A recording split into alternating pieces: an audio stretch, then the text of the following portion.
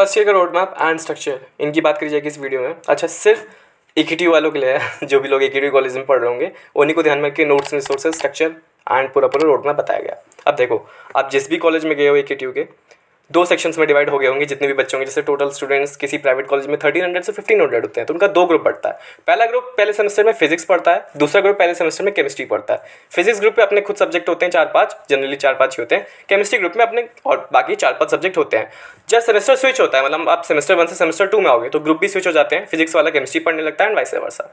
ये मोटा मोटा डिवीजन होता है जो हर कॉलेज में होता है। अब देखो, थोड़ा डीप घुसते हैं। जो भी आपका एक सेमेस्टर दिखेगा उसमें इंटरनल्स मार्क्स होंगे, एक्सटर्नल मार्क्स होंगे। जो भी आपके थ्योरी के सब्जेक्ट्स होंगे वो देखो कैसे बढ़ते हैं। इंटरनल्स में बेसिकली जो भी आपके सेशनल्स, सीटीज कह लो, कुछ कॉलेज सीटी बोलते हैं, कुछ कॉलेज सेशनल्स बोलते हैं, उसके जो मार्क्स होंगे, वो जो कॉलेज वाले सेशनल्स लेंगे उसके जो मार्क्स होंगे वो आपके इंटरनल्स बनाएंगे।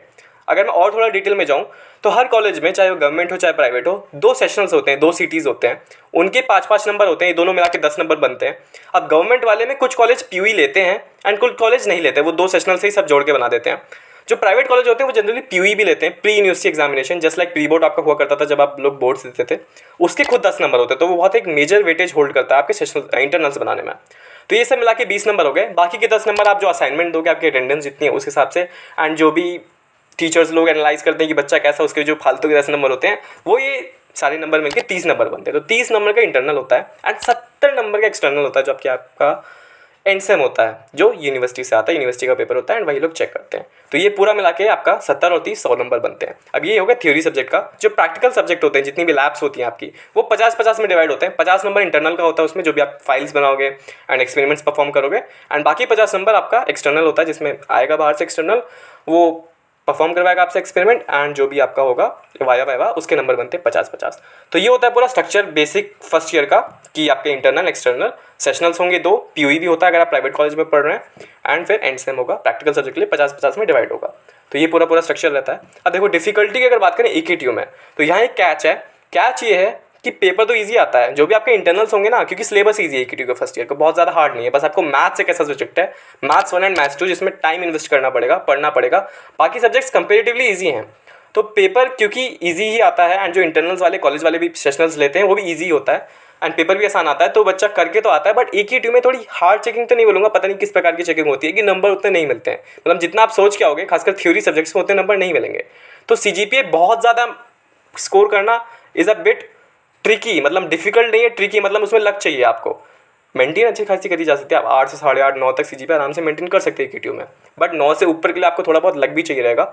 बट डिफिकल्टी की जहाँ तक बात है, तो कुछ एक दो इक्का दुक्का सब्जेक्ट को छोड़ के दोनों सेमेस्टर में आपको कोई भी डिफिकल्ट सब्जेक्ट नहीं मिलेगा, एंड ना ही आपको बहुत ज़्यादा मेहनत करनी पड़ेगी अच्छा स्कोर करने में। यहाँ पे सीधे चलते हैं नोट्स और रिसोर्सेज में, क्योंकि काफ़ी लोग मुझसे बार बार कमेंट सेक्शन में एंड मुझे भी पर्सनली भी ये सारी चीज़ें मांग रहे थे। देखो नोट्स, अब देखो हर कॉलेज वाले जो भी प्रोफेसर होते हैं वो नोट्स देते हैं, तो जनरली तो मैं यही प्रेफर करूँगा कि आप वो नोट्स फॉलो करो जो आपके प्रोफेसर पढ़ाएंगे और वो लोग देंगे, क्योंकि हर कॉलेज में प्रोवाइड वो लोग करते हैं, खासकर प्राइवेट कॉलेज में।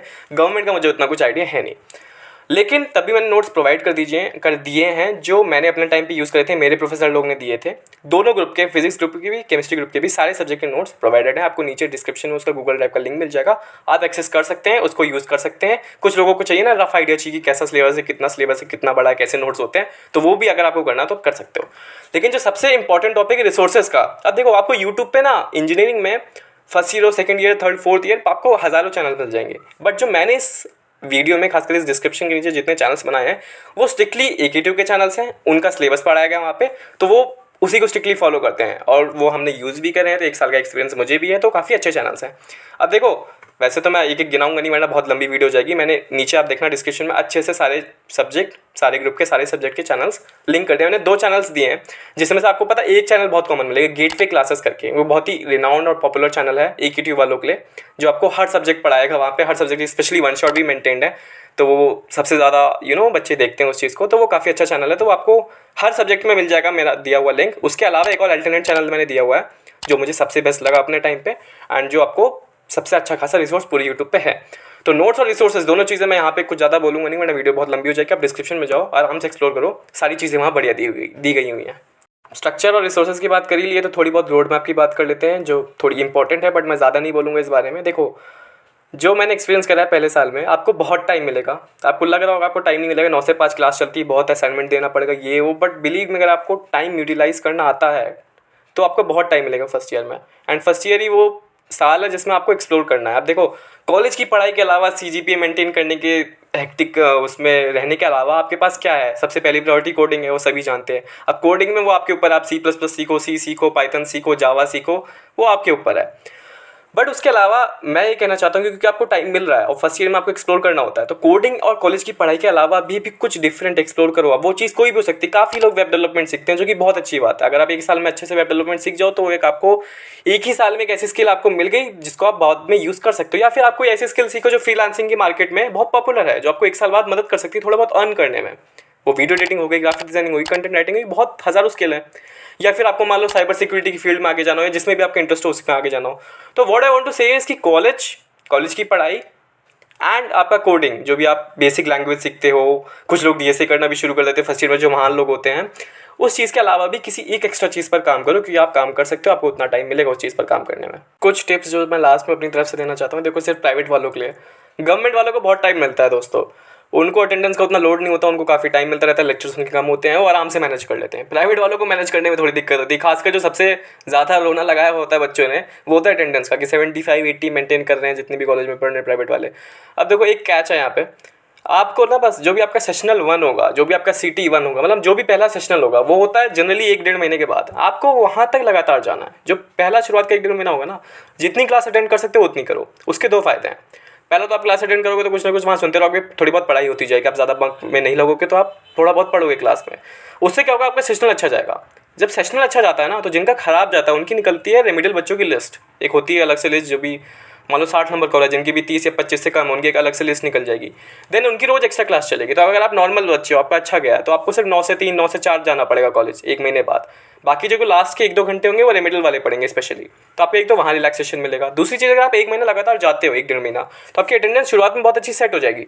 तो उसके बाद अगर आपको थोड़ा बहुत लोड कम करने के लिए, जो भी आपको हेक्टिकनेस फील हो रही है, उसको कम करने के लिए 1-2 लेक्चर इधर उधर स्किप करने भी पड़े, तो उससे आपके अटेंडेंस पे कोई मेजर इफेक्ट नहीं पड़ेगा। एक और चीज़ कि इंटरनल बनाने के लिए फालतू लोड लेने की जरूरत नहीं है कि असाइनमेंट, कुछ टीचर्स तो यार बोलेंगे कि असाइनमेंट दो, ये दो, वो दो, तब इंटरनल नंबर मिलेंगे। देखो दो, लेकिन उतना ज़्यादा लोड मत लो उस चीज़ का कि आप हफ्ते भर बाकी काम छोड़ के बस असाइनमेंट ही लिख रहे हो। मैं अपनी बात बताऊँ तो मैंने एक भी असाइनमेंट किसी भी सब्जेक्ट का नहीं दिया, एंड मुझे इंटरनल में कभी कम नंबर नहीं मिले दोनों सेमेस्टर में।